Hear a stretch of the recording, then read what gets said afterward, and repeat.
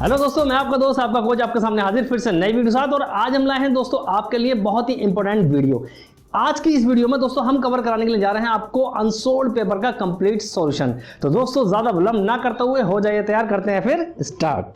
देखिए दोस्तों, ये अनसोल्ड पेपर है, इसके ऊपर मैंने कवर चढ़ा लिया है और इस अनसोल्ड पेपर की जो सीरीज है वो हम 2020 वाली स्टार्ट कर रहे हैं। 2020 का पहले कंप्लीट पेपर जितने भी हो उसको सॉल्यूशन कराएंगे, उसके बाद में 19, 18, 17 बैक साइड में चलते चले जाएंगे। पहला पेपर हमने लिया है 324 यानी 2020 का पहला सेट, जिसका कोड नंबर है 324 एक्स से। हमारे अखिल के पेपर में ये 233 पेज नंबर पर है। आपके जिसमें भी होगा उसे देख लीजिए, कमोवेश हो जाएगा। ठीक है, तो दोस्तों पहला क्वेश्चन है ये, इसके 4 पार्ट दे रखे हैं। कौन सा पार्ट इसमें सही है ये हम डिफाइन करेंगे। इसमें एक फंक्शन दे रखा है ये f से z r से लेके r तक। इसके लिए दोस्तों थोड़ी सी जनरल नॉलेज हमें ध्यान रखनी है। हालांकि ये टॉपिक आपने पढ़ लिए होंगे, लेकिन फिर भी हम आपको यहाँ डिफाइन करते हैं। हमारे चैनल पर दोस्तों आपको हिंदी और इंग्लिश दोनों का कन्वर्जन मिलेगा एक साथ। तो कुछ चीजें थोड़ा सा डिफाइन कर देता हूँ, फिर क्वेश्चन बताता हूँ आपको कैसे होता है। देखिए, इसमें हमें कुछ चीजें याद रखनी है। पहली बात, इनटू को हम हिंदी में कहते हैं अंतःक्षेपी।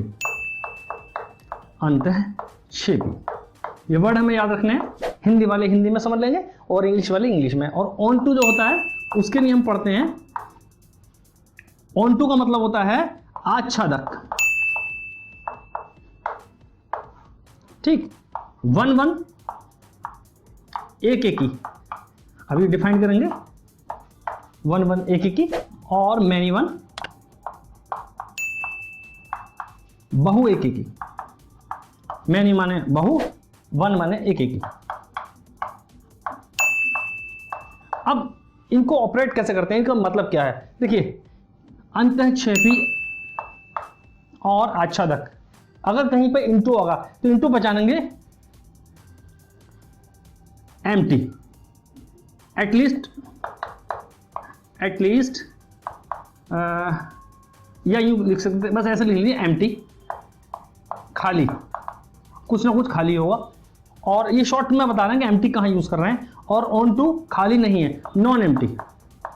नॉन एम्प्टी खाली नहीं, एम्प्टी माने खाली। और ये तो इसी यूज में है। अब क्या मतलब है, एक मैपिंग एक सेट होता है दोस्तों, एक मैपिंग फंक्शन एंड रिलेशन के नाम से होता है। देखिए, एक सेट होता है इस टाइप से, मान लेते हैं हम कि मान लिया ए सेट है 1 2 3 4। ठीक, एक बी सेट है। वैसे हम एक्स वाई में लेके चलेंगे तो एक्स लेके चलते हैं ऐसे, एक्स और एक ये वाई। इसका कोई भी ए बी सी ये मान लिया, ये दूसरा सेट है। तो इसका मतलब है, इसको हम अगर चित्र में सीखें तो एक गोले गोले बना लेंगे। और ये एक्स और ये वाई ये सेट है। इस सेट के अंदर कितने एलिमेंट है, 1 2 3 4। 1 2 3 4 कहीं भी हो सकते हैं, 1 क्रम से लिख लीजिए, चाहे ये आगे पीछे हो सकते हैं। इसमें कितने सेट हैं, 3, A B C, A B C. अब देखिए, मैपिंग का मतलब फंक्शन ये आपस में जुड़े हुए हैं, यहां से हैं को इस टाइप से जुड़े हुए हैं, इसे कहते हैं हम एफ फंक्शन। ये जो पहला सेट होता है, इस सेट को एक्स को हम कहते हैं डोमेन,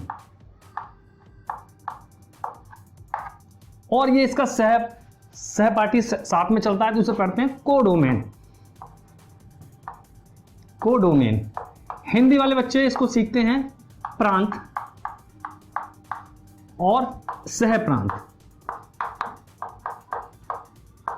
खास बात यह है कि यह मैपिंग सही तब मानी जाएगी जब इसका कोई भी एलिमेंट खाली ना हो। मतलब अब जैसे हम लेकर चलते हैं पहला 1 1 1 1 मैपिंग, तो याद रहे एक एलिमेंट एक से जुड़ जाएगा, कोई सा भी एक। यहाँ से 1 2 3 लिख दीजिए, यहाँ 1 कोई सा लिख दीजिए, 1 2 3 या 3 2 1।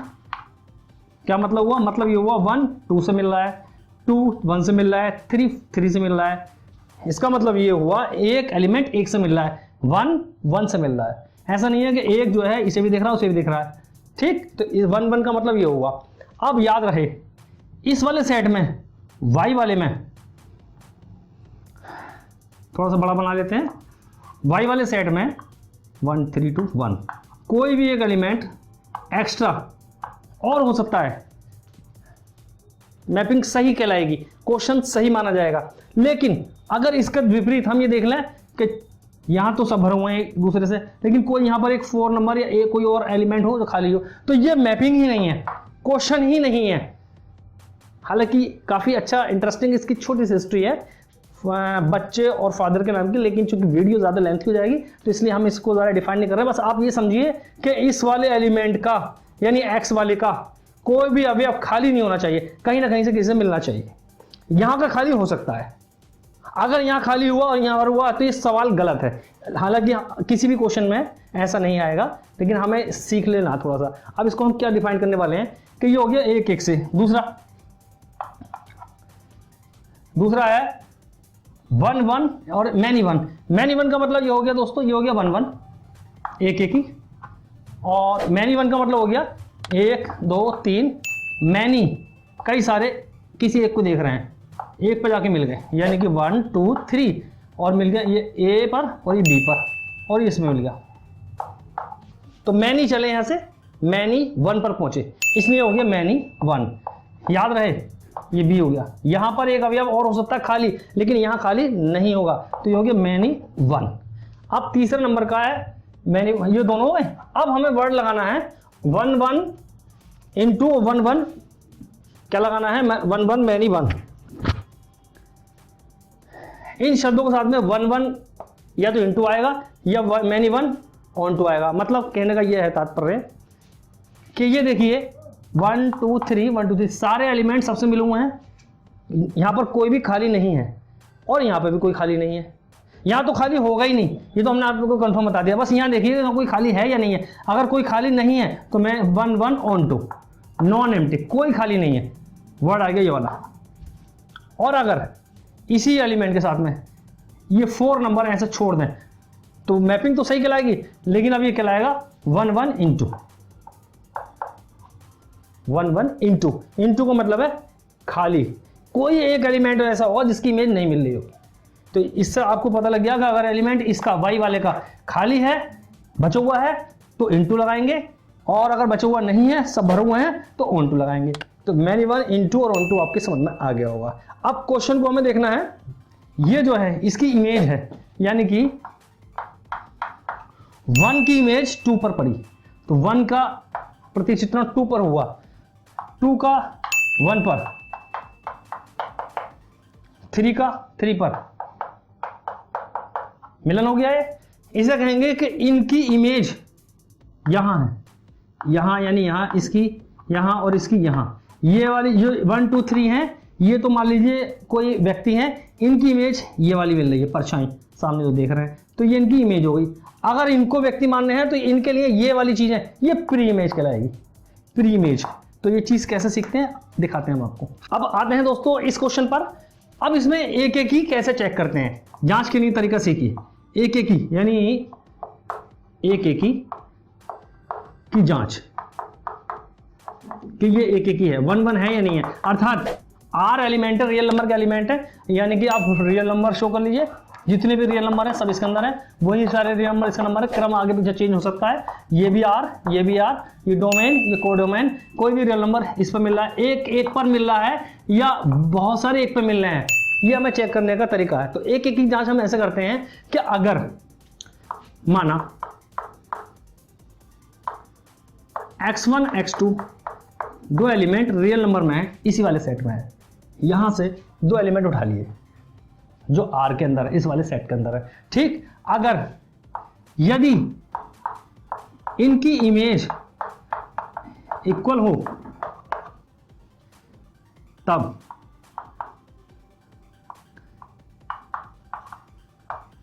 सिद्ध करना है कि ये element x1 equal to x2 एक ही एलिमेंट है। मतलब ये हुआ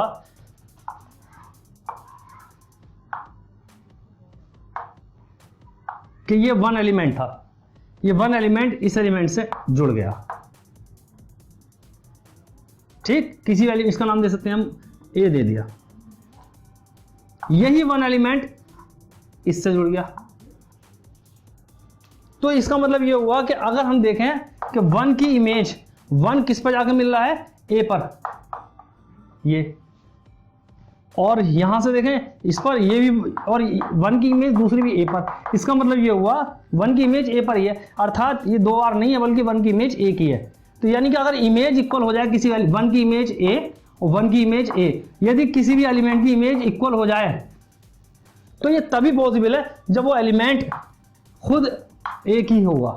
यानी x1 अगर लेके चल रहे हैं इसे, और ये वाला एलिमेंट दूसरा एग्जांपल दे देते हैं, इसे x1 कह दिया और इसे x2 कह दिया, और ये भी ए पर मिल रहा है, x1 मिल रहा है ए पर तो इसे लिख देंगे x1 मिल रहा है ए पर, x2 मिल रहा है ए पर, x2 मिल रहा है ए पर। 2 इमेज अगर इक्वल हैं तो ये साबित होता है कि तभी इक्वल मानी जाएंगी जब ये एलिमेंट भी इक्वल हो, अर्थात ये वही एलिमेंट था। यानी ये जो एलिमेंट 1 है, x1 जो है ये 1 है, x2 जो है 1 है, ये हमें चेक करते हैं। तो दिखाते हैं हम आपको। हम ये करना होता है कि 2 इमेज निकालते हैं और इमेज को इक्वल लेते हुए उनके एलिमेंट को इक्वल करना होता है। कैसे? देखिए, since fx equal to X square, तो x1 रखते हैं एक एलिमेंट की इमेज, x1 की इमेज एक्स स्क्वायर पर मिली 1 स्क्वायर पर, एंड x2 की इमेज x2 स्क्वायर पर मिली। ठीक, यदि दोनों इमेज इक्वल हैं, यहां रखना है इक्वल, तब इसकी कैलकुलेशन चेक करते हैं कि क्या है। कैलकुलेशन दोनों एलिमेंट बराबर आने चाहिए। तो देखते हैं, x1 square is equal to x2 square, it means x1 square minus x2 square, factor करेंगे तो x1 माइनस x2 और x1 plus x2 will equal to 0। अलग अलग रखेंगे तो x1 इक्वल टू एक बार तो x2 आएगा और x1 इक्वल टू माइनस का x2 आएगा। इसका मतलब क्या निकल कर आया है दोस्तों? इसका मतलब ये निकल कर आया है कि हमारे पास एक ही एलिमेंट 2 जगह आ रहा है, एक एलिमेंट 2 जगह आ रहा है। यानी कि एग्जाम्पल तौर पर अगर हम लें, यदि x1 बराबर 1 और x2 बराबर -1 माने, तो यहां पर 1 इक्वल टू -1 और 1 इक्वल टू +1, तो एक एलिमेंट 2 बार आ रहा है। यानी एक ही एलिमेंट इसके इक्वल है। 1 इक्वल टू 1 तो हो सकता है, लेकिन 1 इक्वल टू -1 के नहीं हो सकता। इसका मतलब एक एलिमेंट 2 बार इक्वल हो रहा है, या तो x1 बराबर x2 है या x1 बराबर -x2। ये 2 कंडीशन, यानी गुणनखंड 2 नहीं आने चाहिए, बस एक ही गुणनखंड आना चाहिए था। इसका मतलब ये हुआ कि ये बराबर नहीं आया, सिर्फ x1 बराबर x2 ही आना चाहिए, x1 बराबर -x2 नहीं आना चाहिए। तो लिखेंगे अतः x1 not equal to x2, तो ये एक ही नहीं है, एक से नहीं है, एक ही नहीं है। इसका मतलब ये है ये बहु एक ही है। एग्जाम्पल तौर पर देखिए, 2 एलिमेंट आए, x1 के मान एक 1 और x2, 1 -1, इमेज मिल रही है दोनों की किस पर? 1 पर। x1 इक्वल टू x1 कितना हमारे पास? x1 इक्वल टू 1 और x2 इक्वल टू -1, यहां लगाएं x1 equal to 1, x2 equal to -1, तो ये बन जाएगा f1 is equal to f-2। ठीक है नहीं, 2 जगह ये एलिमेंट मिल रहा है। तो आगे और डिफाइन करते हैं। दूसरा एग्जांपल इसको समझ सकते हैं दोस्तों। जैसे हमारे पास आया x1 इक्वल टू 1 लिया था हमने एग्जांपल तौर पर, x2 इक्वल टू -1 है ना। इसको हम फिगर से देखें तो फिगर ये रही। अब यहां रखते हैं इस वाले क्वेश्चन में, x1 पहले ये रखा, यानी कि f1 1 रखा दोनों तरफ, तो 1 का स्क्वायर 1 आया। दूसरा x2 equal to -1, x2 equal to 2 value आई ना x1 की, x1 यहाँ रखेंगे, x1 का स्क्वायर, x2 रखेंगे तो x2 स्क्वायर, x2 की वैल्यू -1 रखा तो -1 का स्क्वायर। देखें 1 भी मिल रहा है 1 पर और -1 भी मिल रहा है 1 पर। इसका मतलब ये एलिमेंट एक 1 था, एक एलिमेंट -1 था, इसकी इमेज 1 पर मिल रही यहां से, और -1 की इमेज भी 1 पर मिली, तो एक ही नहीं हुआ, बहु एक ही हो गया। यानी ये हो गया बहु एक ही, मैनी 1 हो गया, ये मैनी 1, एक ही नहीं है, मैनी 1 हो गया। अब चलते हैं हम दूसरे वाले पॉइंट पर। अब चलते हैं, इसका हम जांच करते हैं। एक ही हो गया आच्छादक, आच्छादक की जांच। अब आच्छादक की जांच बहुत आसान है। इसके लिए हम फंक्शन को लेट करते हैं, जो fx है इक्वल टू एक्स स्क्वायर हो, इस फंक्शन को हम लेट कर लेते हैं क्या y is equal to let y is equal to fx। तो इसका मतलब हमारे पास हो गया y is equal to X square. यहां से एलिमेंट निकालते हैं, तो दोस्तों एलिमेंट क्या आ गया हमारे पास? X square is equal to y और x इक्वल टू +- √y। थोड़ी देर के लिए चलो प्लस ही ले लेते हैं, ये आ गया। अब ये चेक करते हैं कि ये खाली है या नहीं है। ठीक है, इसका एलिमेंट बनाते हैं। भाई ये x था, ये y था, और इधर मैपिंग जो जा रही थी इस टाइप से, ये किस वाले फंक्शन जा रही थी कि fx equal to X square से ये जुड़े हुए थे। अब हमने आपको बताया है कि आच्छादक यानी कि इनटू और ऑन टू, दो शब्द हमने आपको शुरू में डिफाइन करे थे। जो इनटू का मतलब था अंतःक्षेपी और ऑन टू का मतलब था आच्छादक, और ये दोनों y से ही पता लगते हैं। x तो हमेशा भरा हुआ रहेगा, इसका कोई भी एलिमेंट कभी खाली नहीं होगा, हर एलिमेंट कहीं ना कहीं जुड़ा हुआ होगा, लेकिन इसका एलिमेंट या तो सारे जुड़े होंगे या कुछ खाली होंगे या एक खाली होगा, इसी से पता लगता है। अब देखिए एक एलिमेंट ऐसा है जो ये x जो है वो ये वाले एलिमेंट है, और ये जो आंसर आ रहा है ये इसके अंदर आ रहा है ना। तो ये वाला जो आंसर है, ये जो सेट है, इसके अंदर अंडर रूट y है। ठीक है, हम अंडर रूट y के अंदर एक एलिमेंट लेट कर लिया, -3 रखना चाह रहे हैं। ठीक है, -3 रखा इसके अंदर, ये अंडर रूट -3 हो गया, यहाँ पर सॉल्व करा 3i हो गया, तो यहाँ 3i है। ऐसा कोई एलिमेंट है जिसकी इमेज 3i आए? यहाँ पर ऐसा कोई भी एलिमेंट इस फंक्शन में रख दीजिए, f1 1 स्क्वायर 1 मिलेगा, 2 रखेंगे 2 का स्क्वायर 4 मिलेगा, 0.1 रखेंगे 0.1 का स्क्वायर, 2 का रखेंगे 2 का स्क्वायर, अंडर रूट में रखेंगे स्क्वायर, कुछ भी लिखेंगे, लेकिन यहाँ पर एक आंसर जो फाइनल आने वाला है वो 3i नहीं मिलेगा। इसका मतलब ये हुआ कि यहाँ पर ऐसा कोई भी एलिमेंट मौजूद नहीं है जिसकी इमेज ये हो, या 3i की प्री इमेज यहाँ नहीं है। अर्थात ये एलिमेंट जो 3i है ये ऐसा का ऐसे ही रहेगा, कोई भी एलिमेंट यहाँ से आके इसको जोड़ नहीं रहा, इससे मैप नहीं कर रहा है। इसका मतलब ये एलिमेंट खाली है, क्योंकि 3i यहाँ पर एक x का कोई भी मान यहाँ से उठा के इसमें रखें और इसको सॉल्व करें, क्योंकि यही तो y है। fx बराबर y मानते हैं ना, fx बराबर y जो माना है, fx बराबर ये y जो माना है, तो fx बराबर ये y है, और y का आंसर आना है हमारे पास इतना, ये शॉर्ट करा, ये आ गया अंडर रूट y। और ये आंसर x का ऐसा कोई सा भी मान रखो जिसका स्क्वायर करो वो ये वाला है, तो ऐसा कोई भी मान x का यहाँ रखोगे तो कोई भी मान जिसका स्क्वायर करेंगे 3i नहीं आएगा। इसका मतलब ये 3i जो एलिमेंट है हमेशा खाली रहेगा। इसका मतलब ये एम्प्टी हो गया, यानी कि आच्छादक नहीं है, आच्छादक नहीं है। अर्थात ये एक ही भी नहीं है और आच्छादक भी नहीं है, तो इसका फोर्थ ऑप्शन जो है ना तो एक ही है और ना आच्छादक है, यानी कि पहले क्वेश्चन का पार्ट नंबर 4 ये वाला सही आंसर है। अब इसका खा पार्ट cos थीटा और ये मैट्रिक्स यानी कि आव्यूह दे रखा है और दूसरा sin थीटा, इसका ऑप्शन निकालते हैं दोस्तों। जब ये सारणिक होती है, सॉरी सारणिक नहीं, आव्यूह मैट्रिक्स, तो एलिमेंट अगर कोई बाहर हो तो उसके हर अवयव में गुणा होती है, कॉमन भी बाहर से आता है, सारे सब में से कॉमन आएगा, सब में ही इसकी गुणा होगी। तो मल्टीप्लाई कर देते हैं, ये हो गया cos स्क्वायर थीटा सब में minus sin theta cos theta, इधर आ गया sin थीटा cos थीटा और इधर cos स्क्वायर थीटा, ये ऐड हो गया। ठीक, सॉरी मल्टीप्लाई, और इधर करते हैं sin थीटा से मल्टीप्लाई, sin स्क्वायर थीटा और ये हो गया sin थीटा cos थीटा। ठीक, और नीचे करते हैं तो minus sin theta into cos theta और इधर करेंगे sin स्क्वायर थीटा। तो दोस्तों जैसे कि हम जानते हैं दो मैट्रिक्स कैसे ऐड होती हैं, जो जहां जिस पोजीशन पे होता है उसी पोजीशन पे ऐड हो जाता है। cos square plus sin square होता है 1, ये ऐड करेंगे तो 0 कट के 0, ऐसे ये कैंसिल होकर 0 और ये cos square plus sin square theta 1। तो इस तरीके से इसका ऑप्शन नंबर 2 राइट आंसर है। ठीक, अब हम चलते हैं क्वेश्चन नंबर 3 पर।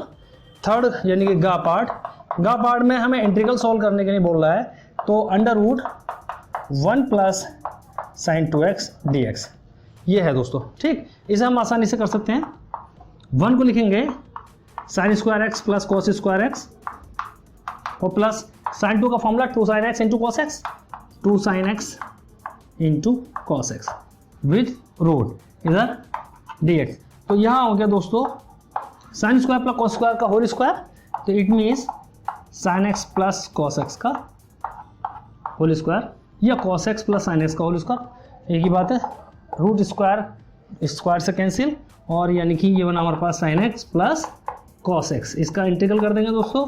तो sin x का होता है माइनस cos x और cos x का प्लस sin x और प्लस कॉन्स्टेंट c, इसको थोड़ा सा आगे पीछे कर देंगे, sin x को पहले लिख देंगे, sin x माइनस का cos x और प्लस का c, ये हो गया आई आंसर, इसका मतलब ये हुआ इसका क्वेश्चन यानी पार्ट नंबर 2 इसका राइट आंसर है, ऑप्शन नंबर 2 इसका राइट आंसर है। अब चलते हैं इसके घा पार्ट पर।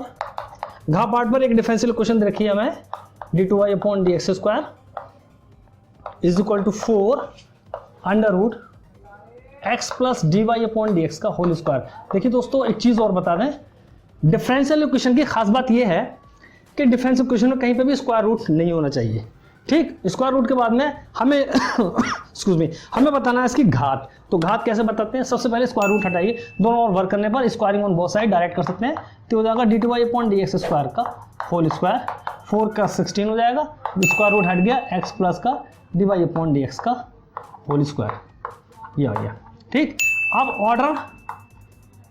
ऑर्डर को कहते हैं हिंदी में हम कोटि, और डिग्री एक होता है डिग्री को हिंदी में कहते हैं हम घात। हालांकि जो पहला क्वेश्चन का पार्ट था, चूंकि उसमें डिफाइन दोस्तों में काफ़ी करना पड़ गया था, क्योंकि फंक्शन रिलेशन आसानी से समझ में नहीं आया, तो इसलिए हमने पहली वीडियो में ये बनाई है इसकी, तो वो क्वेश्चन थोड़ा डिफाइन करना ही था, ना तो क्लियर समझ में नहीं आएगा। अब फटाफट चलते चले आएंगे। देखिए ऑर्डर का मतलब होता है सबसे ज़्यादा ऑर्डर, यानी सबसे ज़्यादा डिफ्रेंशिएशन जितना हो रहा होगा। यहाँ देखा वाई का एक बार डिफ्रेंशिएशन, घात को नहीं देखना है, सिर्फ इसको देखना है। यहाँ वाई का 2 बार डिफ्रेंशिएशन, तो जो हाईएस्ट ऑर्डर होता है, जो जितनी बार ऑर्डर होता है मतलब डिफरेंशिएशन क्या होता है, उसका ऑर्डर कहलाता है। तो ऑर्डर 2 बार डिफरेंशिएशन क्या हुआ है, और जो ऑर्डर जहाँ से मिलता है उसी की घात जो होती है वही डिग्री कहलाती है।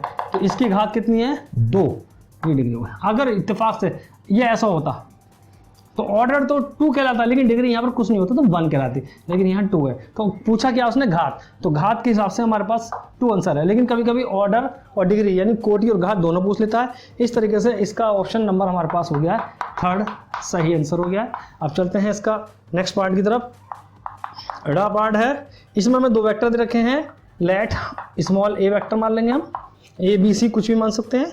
तो ये दे रखा है 5i माइनस का lambda j plus 2k, and B vector है वो दे रखा है 2i प्लस का 3j प्लस का 4k।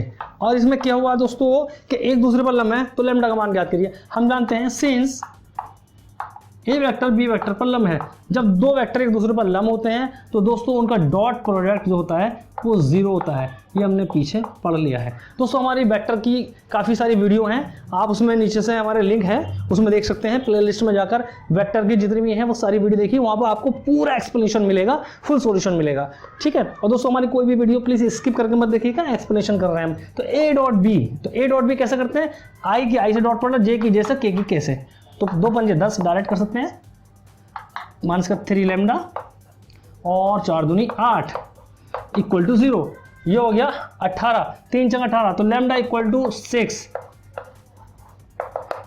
ये हो गया 18, माइनस में हो जाएगा, माइनस का 3 चंग 18, तो लैम्डा इक्वल टू 6, यानी कि इसका ऑप्शन नंबर हमारे पास है 3rd। तो 3rd ऑप्शन इसका सही आंसर है। नेक्स्ट पार्ट की तरफ चलते हैं।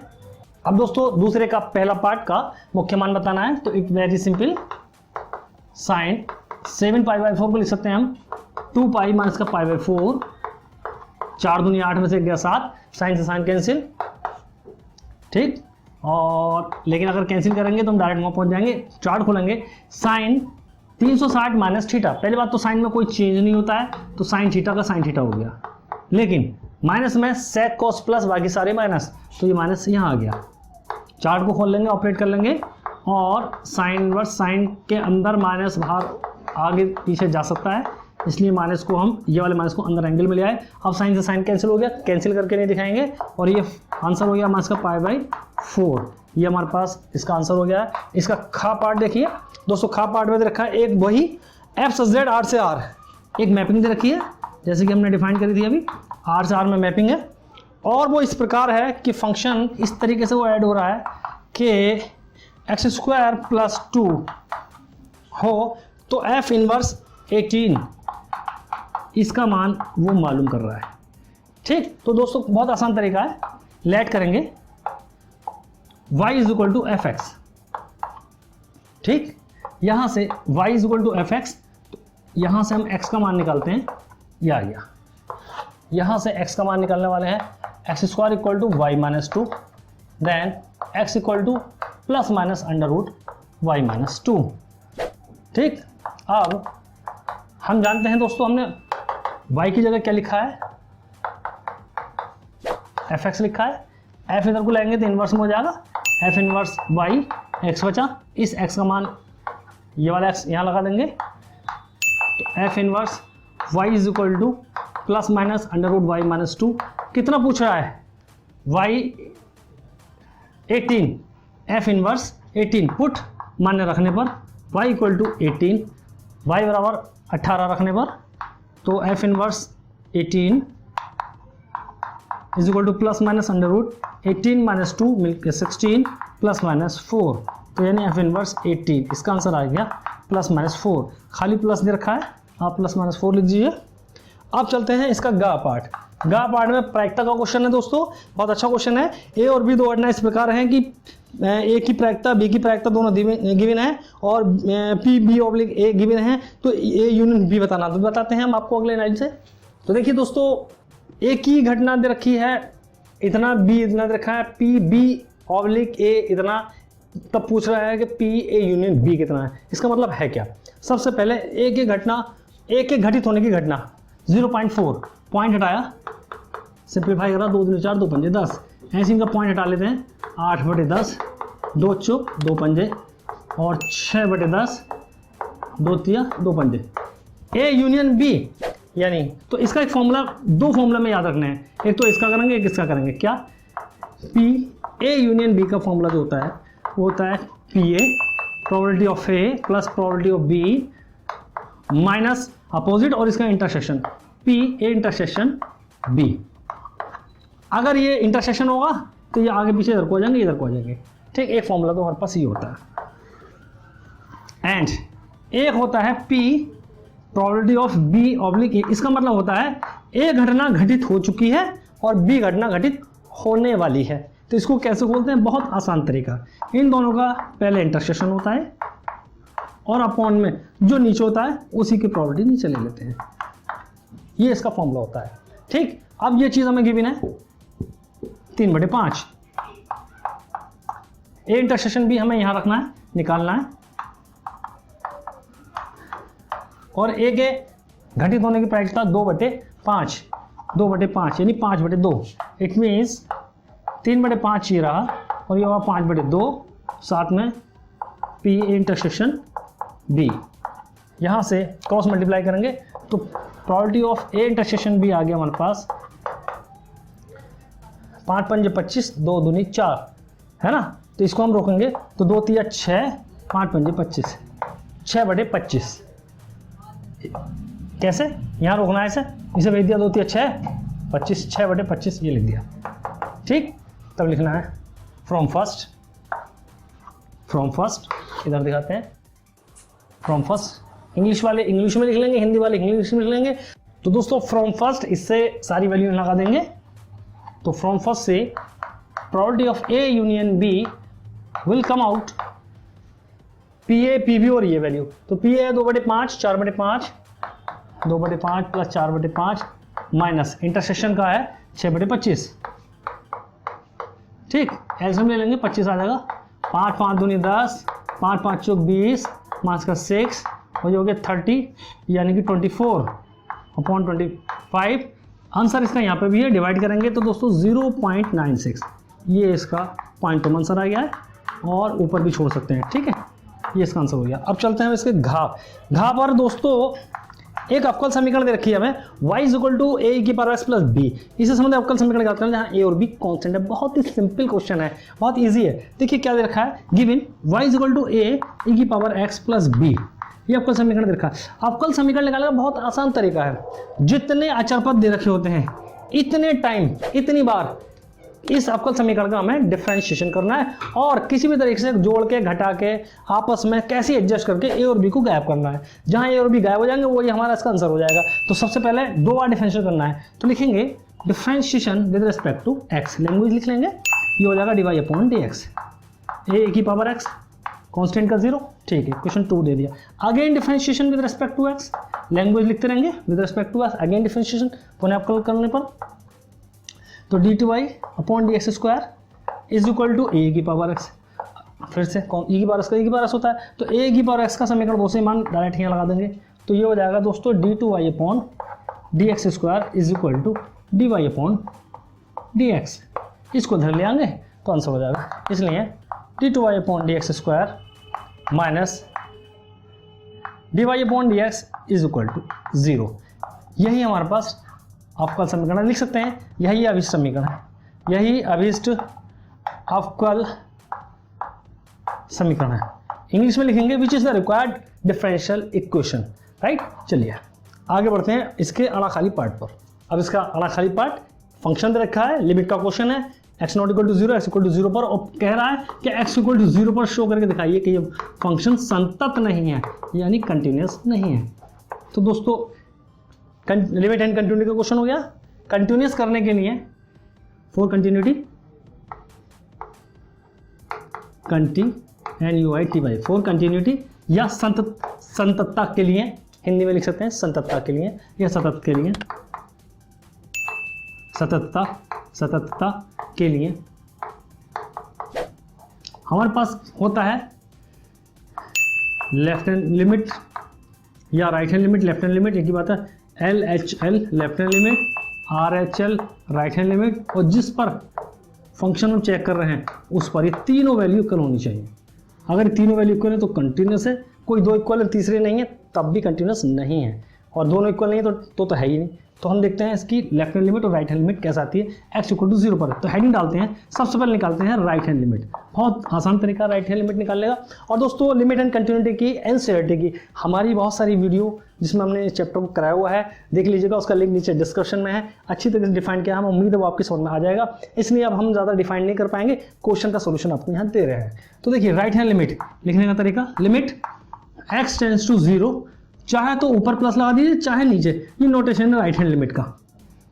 कुछ बुक में आपको पावर में प्लस दिखाएंगे, कुछ यहाँ प्लस दिखाएंगे, जो अच्छा लगे। और सामने लिखते हैं फंक्शन fx, फिर अपने मन में यहाँ पर h मान लेते हैं, तो x का मान हो गया 0 प्लस h, बस मन में मान लेते हैं, लिखते नहीं है। तो नेक्स्ट लाइन से लिमिट चेंज हो जाती है, s टेंड्स टू 0 हो जाती है, और x का मान यहाँ लगा देते हैं, तो ये हो जाएगा हमारे पास 0 प्लस h। अब हम इधर लाइन खींच के, यहाँ तो fx था, यहाँ ये हो गया, यानी x की जगह हमने रखा है 0 प्लस h लिखा ना, तो लिखेंगे x equal to 0 plus h, तो x नॉट इक्वल टू 0। याद रहे दोस्तों, लेफ्ट हैंड लिमिट और राइट हैंड लिमिट हमेशा दोनों नॉट इक्वल टू वाले केस में ही बनती है, हमेशा। याद रख, बिना देखे नॉट इक्वल टू वाला केस अप्लाई कर दीजिए। तो लिमिट s टेंड्स टू 0, ये वाली वैल्यू यानी x का मान 0 प्लस h यहाँ रखेंगे डायरेक्ट, यहाँ नॉट इक्वल टू वाली में, तो 0 प्लस h का होल क्यूब